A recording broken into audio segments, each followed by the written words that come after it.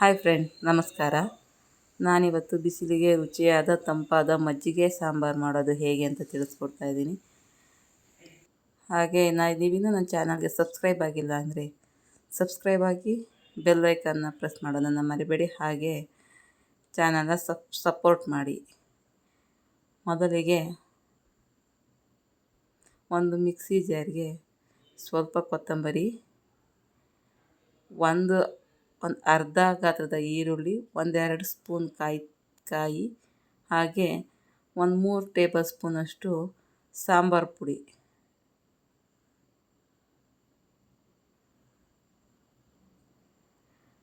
ಹಾಗೆ 4-5 ಎಸಳು ಬೆಳ್ಳುಳ್ಳಿ, ಸ್ವಲ್ಪ ನೀರು ಹಾಕಿ ನುಣ್ಣಗೆ ಪೇಸ್ಟ್ ಮಾಡ್ಕೋಬೇಕು. ನಂತರ ಒಂದು ಪಾತ್ರೆನ ಸ್ಟವ್ ಮೇಲೆ ಇಟ್ಟು 1-2 ಸ್ಪೂನ್ ಎಣ್ಣೆ ಕಾದ ನಂತರ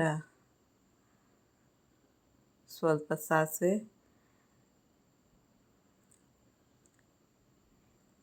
ಜೀರಿಗೆ,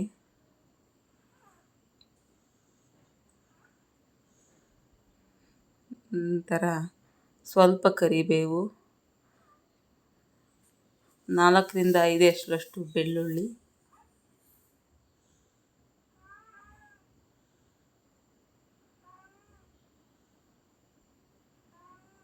ಒಂದು ಮೀಡಿಯಮ್ ಗಾತ್ರದ ಈರುಳ್ಳಿ ಹಾಕಿ ಚೆನ್ನಾಗಿ ಬಾಡಿಸ್ಕೋಬೇಕು.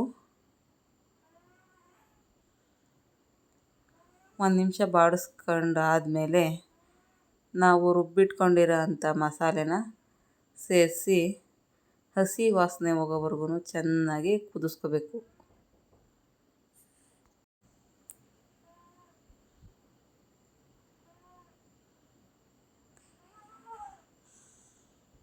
ಚೆನ್ನಾಗಿ ಕುದಿಸ್ಕೋಬೇಕಾಗುತ್ತೆ. ಹಸಿ ವಾಸನೆ ಹೋಗೋವರೆಗೂ ಕುದಿಸ್ಕೋಬೇಕು.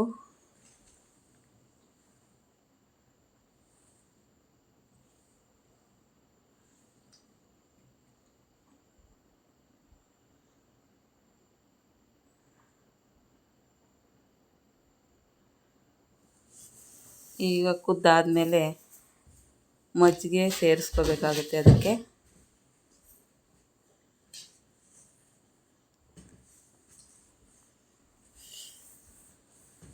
ಮಜ್ಜಿಗೆ ಸೇರಿಸ್ಕೊಂಡಾದ್ಮೇಲೆ ಉರಿ ಹೈ ಫ್ಲೇಮಲ್ಲೇ ಇರಬೇಕು, ಇಲ್ಲ ಮಜ್ಜಿಗೆ ಒಡ್ಕೊಂಬಿಡುತ್ತೆ.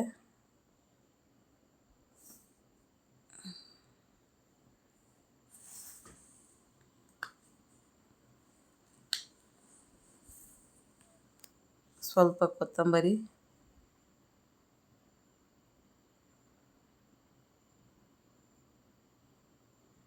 ರುಚಿಗೆ ತಕ್ಕಷ್ಟು ಉಪ್ಪು,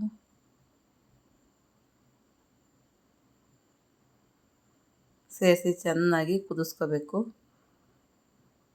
ಸಾಂಬಾರು ಕುದಿಯೋವರೆಗೂ ಹೈ ಫ್ಲೇಮಲ್ಲೇ ಇರಬೇಕು.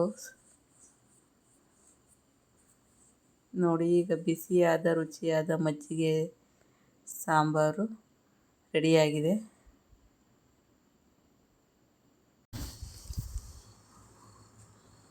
ಅನ್ನದ ಜೊತೆ ಸೇರಿಸ್ಕೊಂಡು ಊಟ ಮಾಡೋದಕ್ಕೂ ತುಂಬ ಚೆನ್ನಾಗಿರುತ್ತೆ. ಹಾಗೆ ಮುದ್ದೆ ಜೊತೆನೂ ಅಷ್ಟೇ ಚೆನ್ನಾಗಿರುತ್ತೆ.